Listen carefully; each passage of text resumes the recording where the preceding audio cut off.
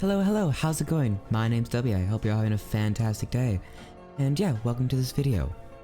I'm just going to be talking about M.T Black and some of the amazing adventures he's written. And talking about some of their pros, some of their cons, which are all very small, but nonetheless I think are important to mention. So I've read 6 adventures from him. They were all actually on the title, or the cover of the video. Thumbnail, my bad. Thumbnail of the video, and they were Giant Slayer, Terror at Triber, the Lurker Beneath Red Larch, Into Ivy Mansion, Assault on Helma Island, and as well, I am sorry I forget the name, The Secrets of Skyhold Tower.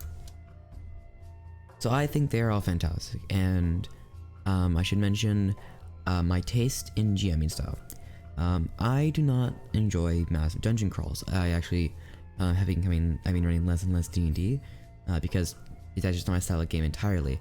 It's enjoyable definitely, but I generally prefer smaller combats, or like less combats a day, but they're generally more tougher kind of thing. So keep that in mind, and if you enjoy, thick dungeon crawls, hey, keep that in mind, and feel free to change my evaluation depending on that. Let's get started though. Basically the plan for this video, I'm just going to be giving a brief review of all of them, and that should be it. So let's start with Giant Slayer. This was the first adventure I ran from him, and I loved it. I ran with a group of people who were relatively new, and it's a level 1 adventure. The basic premise is that the players are brought into this small town, and there's a giant that is demanding that the town gives a ton of their food and whatnot. So the town is at a kind of tying point, or thin point, where people are deciding if they want to either try to run, or if they want to fight, or just give up their food as the giant demanded. So the players to come in, and they're their job is to get their help, because the player's job is to kind of fight, because it's a one shot. Wow. But yeah, so one thing I really like about it is that it has the 3 pillars of D&D very well done. So the adventure starts off with a small combat just to kind of kickstart it, and this introduces the giant as a threat as well, but it's not the main thing. The main first scene, I would say, is that when they come into the town, the entire town is inside the tavern, and there's basically this large argument going on, and the players kind of have to try to convince the different parties to work together and help them defend the tower, or sorry, not tower, but defend the town. And so depending on how well they convince them, they can get different parties to help them, possibly all of them. In the 2 times I ran this adventure, I had both parties. I had all the parties be able to help. From there though, their next job is to, go to this safe forest where this legendary giant slayer is. Apparently, in her youth, she defeated giants single-handedly. So the party gets to decide between 2 different leaders, or 2 different people to guide them through the forest. We have this brutish kind of character who's wise and old, kind of not old, but like he knows his way around. Or this young kid Bailey, who's excited and has adventured a couple times through it. I should mention both times my party picked Bailey, and one of them, Bailey became a recurring NPC because the players just loved his personality and whatnot. But that's just me. So, they go through this little dungeon of the sorts through the Feywild, and I really enjoyed it. It was about 3 or 4 encounters you have, and I think that's a very good number. And then you get to the Giant Slayer little hut, and the players had to try to convince her. Now, it's hard to do because she doesn't want to do it. She's kind of old at this point, but if the players are able to convince her, she will come back. And on the next day, when the giant returns, the players will battle her, or the battle the giant with her in hand. But before that, the players get to set up traps and stuff. And this is assuming they got help from one of the groups. And if they did though, they get to set up a couple of different traps for the giant to come in. And let me tell you, this was so fun for my players. They really enjoyed spending time thinking about different ways they can put up traps. And they had a blast with it. So yeah. Both times I ran this adventure, the giant was intimidating as hell. But in reality, it wasn't that actually difficult to fight. So there is that. But yeah, I personally think this is a 5 out of 5 adventure. Bang.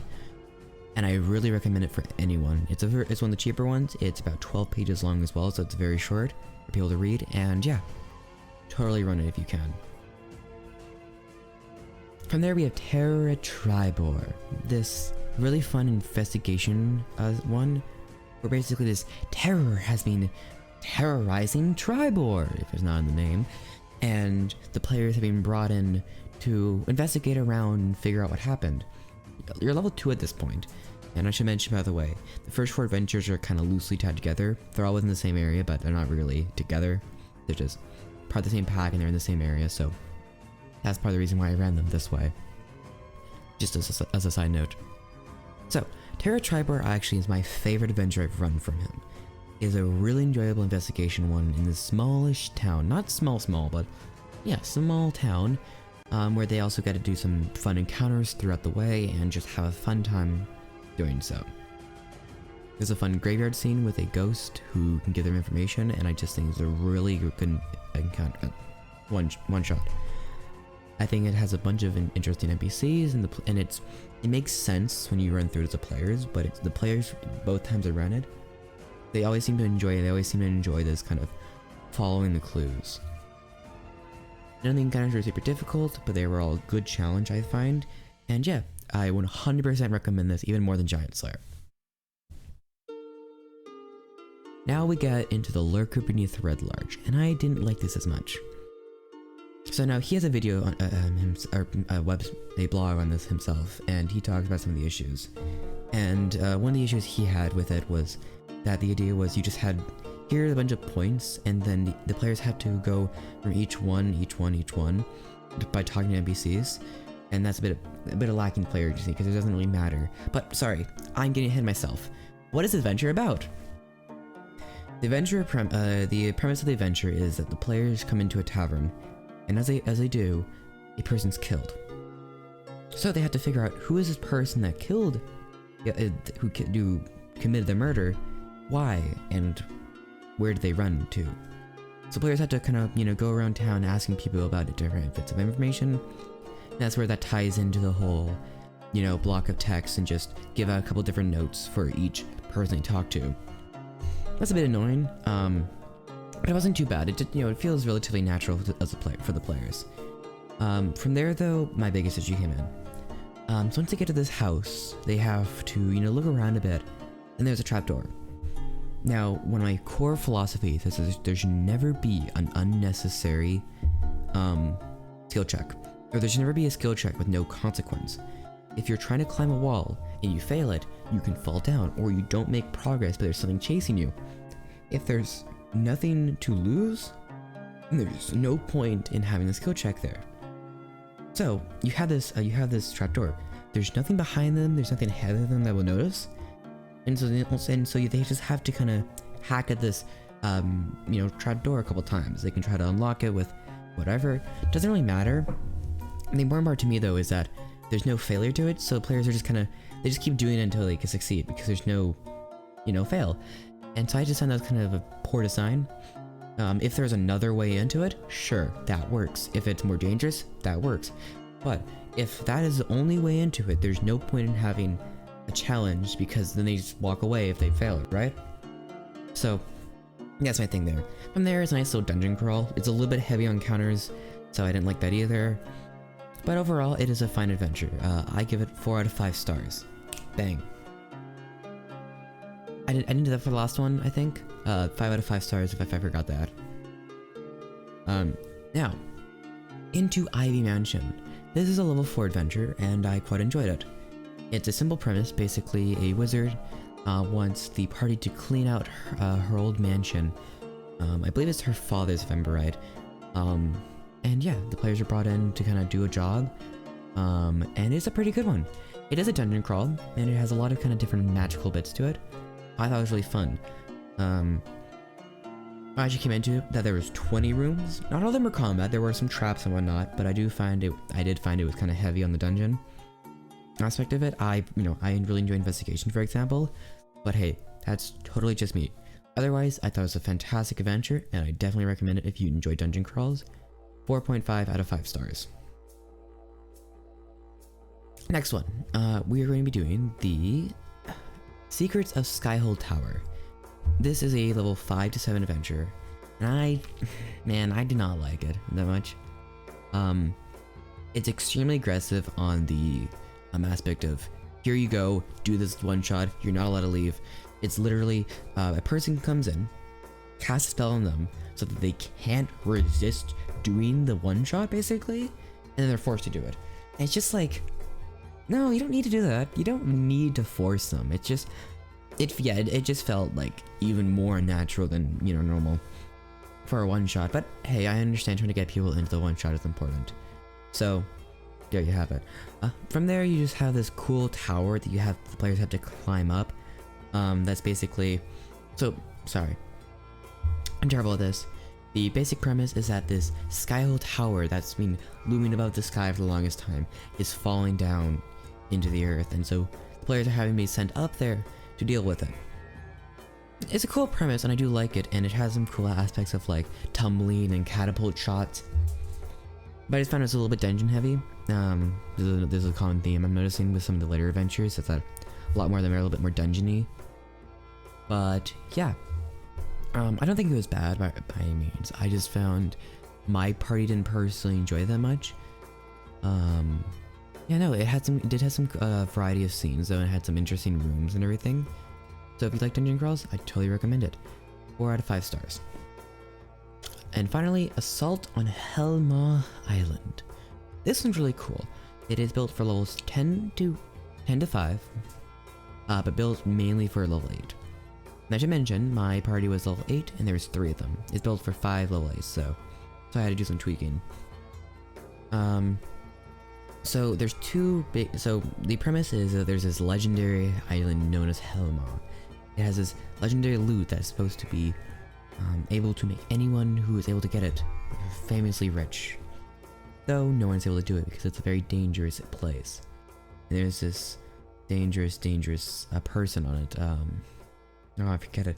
I think it was a lich. My memory is poor. But from there, the players arrive on the island after having to battle the waves, and I think that was a really fun part. And they have a couple options. So there's this dreamscape maze, which is a really fun thing. But so there's this in the middle of the map, you have the belfry. It's this tower, the main area of the actual adventure. From there you have the dreamscape maze. From there you have the outer area of the island, which has a couple different encounters on it, which are pretty fun. The party I ran through though kind of just skips straight to the fastest way in. That's totally fine. That's just how they did it. Nothing wrong with that. They found it very hard though. The biggest issue was that there's this really cool clock mechanic.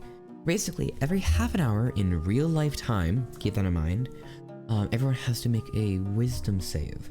If they fail, they get a roll on the short-term madness table. Hey. Now, what are some of those things on there? Because you may not know, you may forget. The highest and worst option is that the player falls unconscious until they're woken up. I had this in combat to the sorcerer. The big old damage dealer got knocked the fuck out. Guess what happened from there? It went poorly. The other two also actually failed at the same time. Sorry, my hair is horrible today. The other two failed and they got paralyzed for a turn until they took damage. So basically, the damage dealer's fucked, and so the other two were scrabbling around trying not to die until they were able to save the sorcerer, and the sorcerer quickly blew everything up. But the other two got very injured. In fact, one of them died. One of the players died. I don't have players die very often because I generally don't run that hard encounters. This was a shocker to them, and they weren't even playing that poorly. Like, they could have maybe played a bit better, but they weren't doing terrible. So there's that. From there's a pointless skill check, and I do not like them, as I said before. I won't get into it too much. Basically, they have to take down some boulders to get through a cave, and the thing is, there's no failure to it. So it's just basically roll a couple of athletics until you get through. If there's no failure, I don't think it should be there. That's just my thought on it. From there is this. So you take that way through the cave. There's this super deadly creature that screwed my parties over, almost killed one. but they were able to escape and it doesn't follow them, so they were able to escape from there, which is nice. Now keep in mind, this wasn't the main way they had to go through. The other options, they can go through the deep dreamscape maze, which is probably a little bit safer, but hey, there's that. From there, they get into the tower. The first room is a super cool trap. I really enjoyed it. It's dangerous as hell, but it's fun, and it's awesome, and it's really, really good.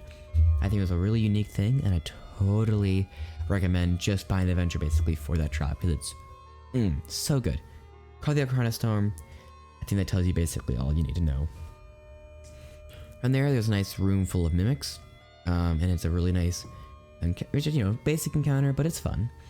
From there, you follow up and have your boss fight, a cat, and yeah, it's a good. I think it's a good adventure.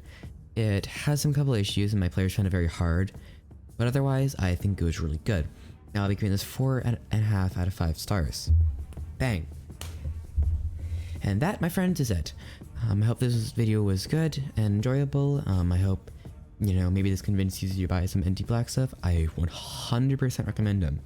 I'm currently, in fact, I actually just printed it off here. I printed off the Secrets of Stranglelight Hall. This is the newest adventure by him.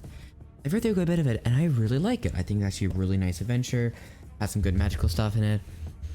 And I think, this is his newest work, and I can really see the quality of him as he's grown.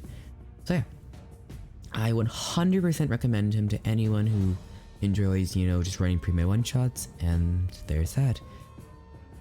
I already said that, and yeah. Hopefully you like and subscribe, and take care.